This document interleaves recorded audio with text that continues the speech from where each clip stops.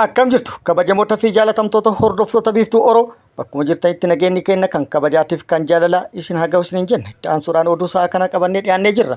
Hanga dhuma sagantaa kanaatti nu wajji turaan affeerraa kenna kun biiftuu Oroodha. Keessani jajjabeeffadha laayikii sheer godhu hin dagatin akkasumas waan fooyyeffatuu fi sirreeffatuu qabnu irratti yaadanuu kennuun akka nu jajjabeessitan asumaan isin yaadachiifna. Kallattii mangara mata duree oduu amma qabadhetti yeroo dabru oduun jalqaba.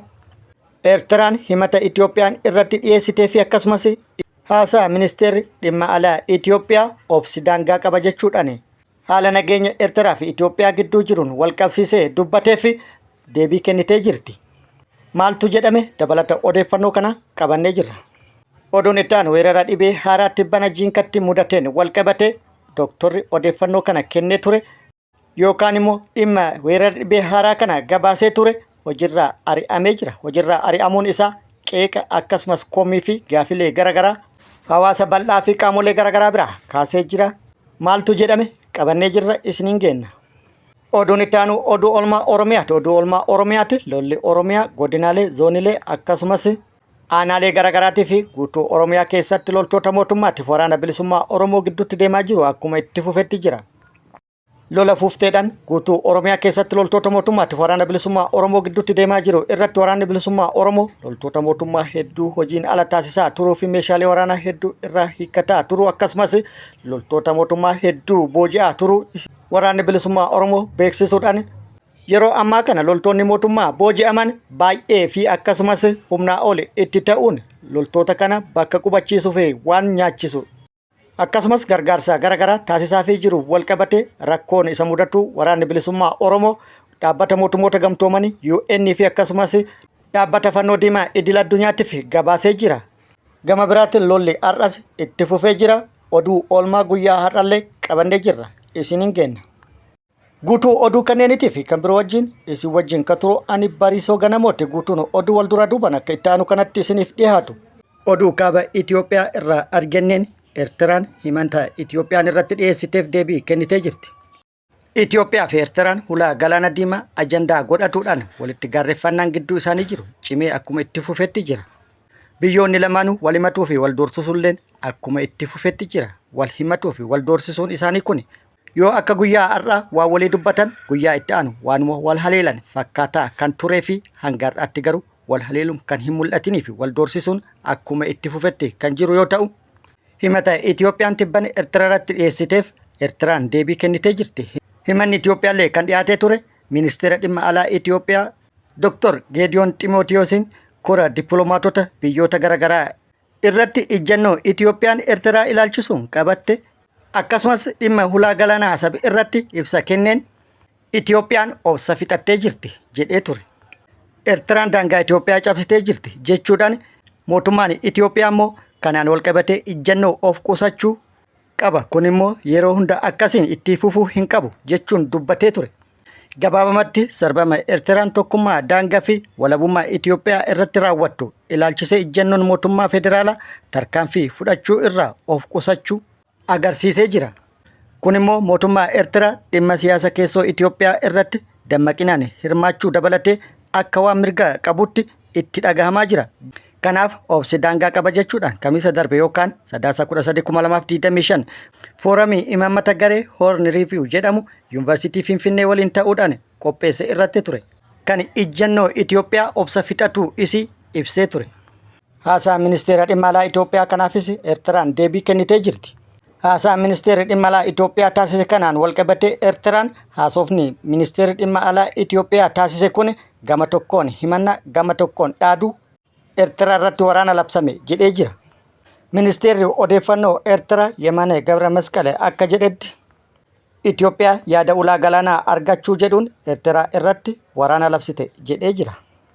Itti dabaluunis humna ulaa galaanaa walaba ta'e argachuu fi humna waraana galaana diimaa irratti ijaaruu qabna jedhanii dubbii summaa'aa labsuun walabummaa Eertiraatiif arrabsoodha jechuudhaan Yemane Gabra Masqalee fuula X irratti maxxansee jira. Akkasumas paartiin badhaadhina waggoota lamaan darbaniif waraana Eertiraa irratti labsuu barbaaduu fi yaada uummataa hubatuuf gocha seera qabeessa of tiiksuuf fudhatame fakkeessuuf hojjetaa ture jechuudhaan himatee jira. Oduun itti aanu kun oduu cabsaadha yookaan oduu ammeedha. Breaking news. Weerara dhibee haaraa jiinkatti mul'ateen wal qabate dooktorri tokko hojiirraa ari'amuun dhagahamee jira. Weerara dhukkuba haaraa tibbana jiinkatti mudateen lubbuu namootaa irratti miidhaan dhaqqabee jira. Dooktora tokkoo fi narsii tokko dabalatee namoota 6 dhukkuba kanaan qabaman lubbuun isaanii dabree jira. Dhibeen kun ammas akkuma yaaddessaa ta'etti akka jiru maddeen odeeffannoo garaagaraa gabaasaa jiru. Kun akkuma jirutti ta'ee dhibee kanaan wal qabate dooktorri haala dhibee kanaatii fi akkasumas miidhaa lubbuu namaa irratti inni dhaqqabsiise gabaase hojiirraa ari'amu maddeen odeeffannoo garaagaraatti fi akkasumas miidiyaaleen garaagaraa gabaasanii jiru. Dooktorri waa'ee dhibee kanaa gabaase maqaan isaa Dooktor Abinnat kan jedhamu yoo ta'u, dooktorri kun maaliif namoota dhibee kanaan du'an gabaafte yookaan lakkoofsa namoota dhibee kanaatiin du'an himte jechuudhaan tarkaanfiin kun kan irratti fudhatame akka ta'e maddeen odeeffannoo garaagaraa himanii jiru. Weerara dhukkuba haaraa kana wal qabate rakkoo ture gabaasuun dooktorichaa maaliif rakkoo ta'e? Dooktora dhukkuba kanaaf itti gaafatamaa ta'ee fi odeeffannoo kennuu qabu isa kanaa miti qaamni isaa gaditu rakkoo mudate kanaan wal qabsiise odeeffannoo yoo kennu taate maal rakkoo qaba? Rakkoon rakkoo hawaasaatti, rakkoo furmaata battalaa barbaadu. Dooktorichi odeeffannoo kana kenne jajjabeeffamuu osoo qabu maaliif tarkaanfiin irratti fudhatame jechuudhaan qaamoleen garaagaraa gaafii kaasanii jiru. Hedduun immoo tarkaanfii dooktoricha irratti fudhate kana qeeqanii jiru. Hedduun immoo komillee dhiyeessanii jiru. Oduun itti aanu lammiileen Itoophiyaa mana hidhaa Suudiitti yeroo dheeraaf dararaa garaagaraa argaa turan 2,300 ol gara biyyaa deebi'anii jiru. Lammiileen Itoophiyaa 2,393 kan mana hidhaa Suudii keessatti yeroo dheeraaf dararamaa turanii fi rakkoo garaagaraatiif saaxilamanii turan. Walumaa galatti jireenya mana hidhaa Suudii baay'ee rakkisaa fi gadadoo hamaan guutame keessatti darbamanii yeroo dheeraaf turan mana hidhaa Suudiitti gadi lakkifamuun gara biyyaa deebi'anii jiru. Oduun itti aanu oduu oolmaa Oromiyaati. Oduu oolmaa Oromiyaatti lolli Oromiyaa godinaalee, zoonilee fi aanaalee garaagaraa keessatti loltoota mootummaatiif waraana bilisummaa Oromoo gidduutti deemaa jiru akkuma itti fufetti jira. Lola fufteedhaan waraana bilisummaa Oromootii fi loltoota mootummaa gidduutti guutuu Oromiyaa keessatti gaggeeffamaa jiru irratti waraanni bilisummaa Oromoo loltoota mootummaa hedduu booji'ee akka harkaa qabu beeksisee jira.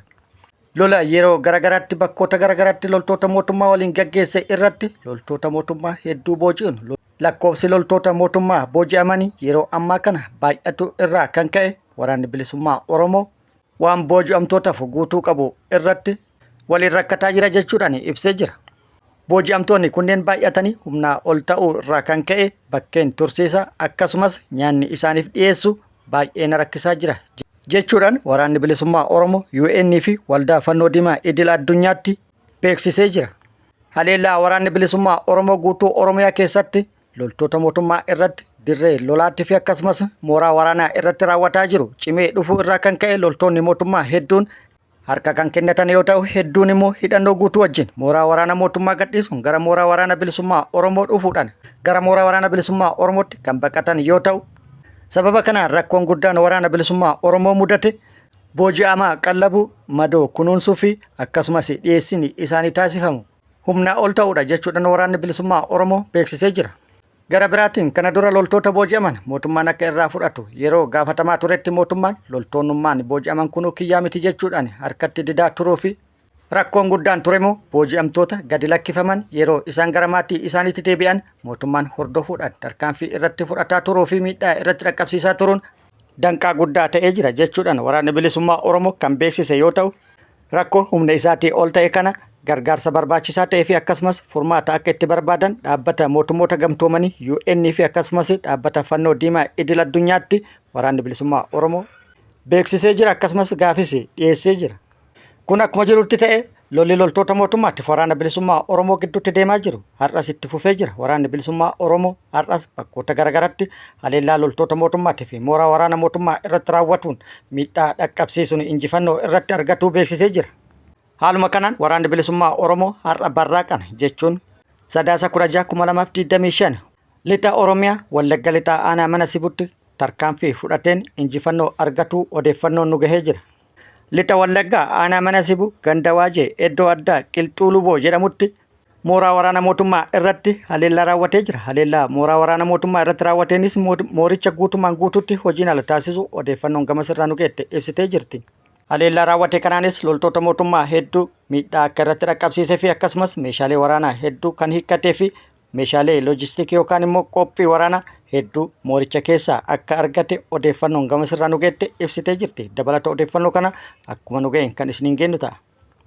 Oduu gara biraatiin waraanni bilisummaa Oromoo zoonii giddugala Oromiyaa Funyaan Finfinnee jalatti ogeeyyii fayyaa yeroo dheeraa fi barnoota ogummaa fayyaa ga'umsaan barsiisaa ture xumursiisee eebbaaf geessuu beeksisee jira yookaan eebbisuu beeksisee jira.